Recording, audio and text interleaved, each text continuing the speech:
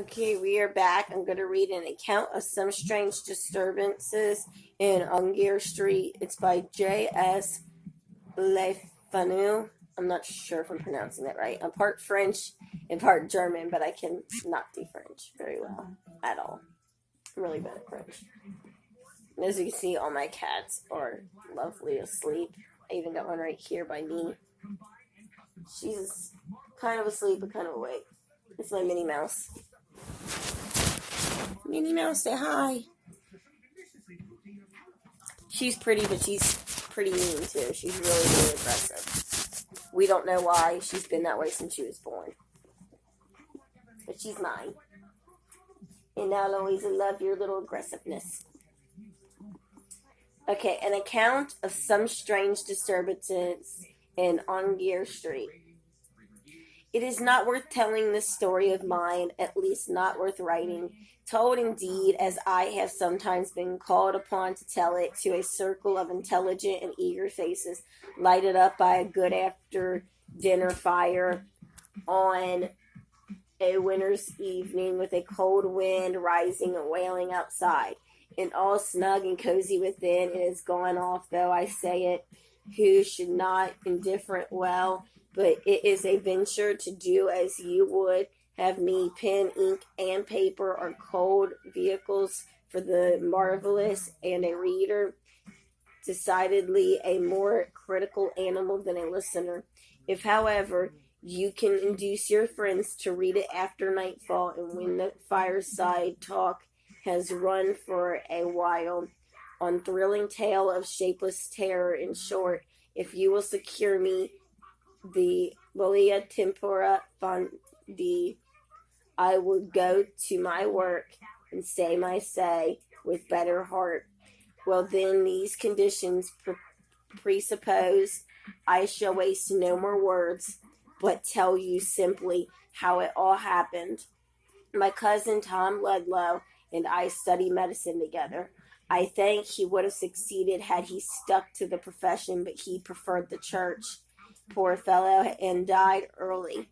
A sacrifice to contagion, contracted in the noble discharge of his duties. For my present purpose, I say enough of his character when I mention that he was of a sedate but frank and cheerful nature, very exact in his observance of youth, and not by any means myself of an excitable or nervous temperament.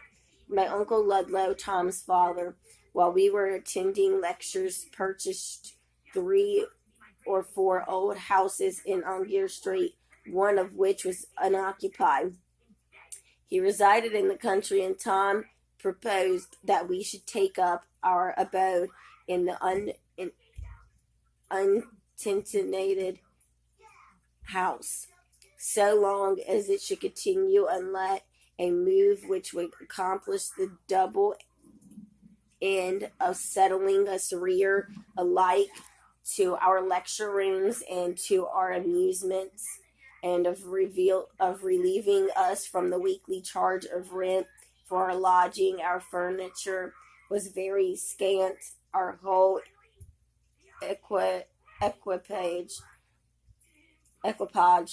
remarkably modest and primitive, and in short, our arrangements pretty nearly as simple as those of a bivouac. Our new plan was therefore executed almost as soon as conceived. The front drawing room was our sitting room.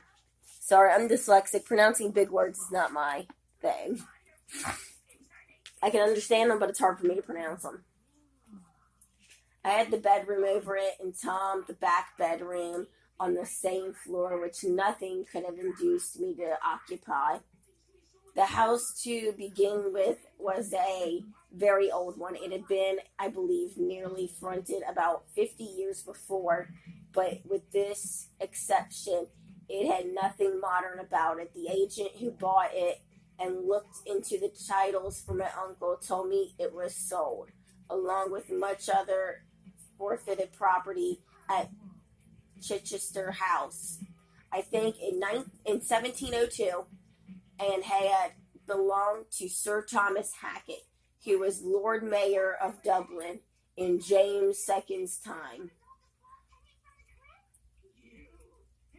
How old it was then, I can't say, but at all events, it had seen years and changes enough to have contracted all that mysterious and saddened air, at once exciting and depressing, which belongs to most old mansions. There had been very little done in the way of modernizing details, and perhaps it was better so, for there was nothing queer and bygone in the very walls and ceilings, in the shape of the floor and windows, in the odd diagonal site of the chimney pieces, in the beams and ponderous chronics, not to mention the singular solidity of all the woodwork, from the banisters to the window frames, which hopelessly defied disguise and would have emphatically proclaimed their antiquity through any conceivable amount of modern finery and varnish.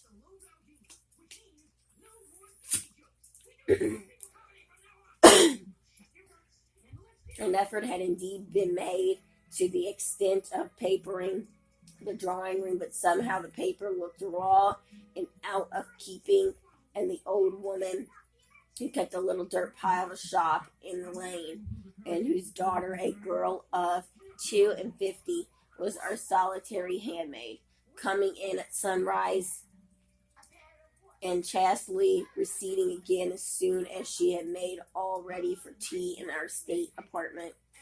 This woman, I say, remembered it when old Judge Horrocks, who, having earned the reputation of a particularly hanging judge, ended by hanging himself, as the coroner's jury found, under an impulse of temporary insanity, with a child skipping rope over the massive old banisters, resided there, entertaining good company with fine venison and rare old port. In those halcyon days, and drawing rooms were hung with gilded leather, and I dare say cut a good figure, for they were really spacious rooms.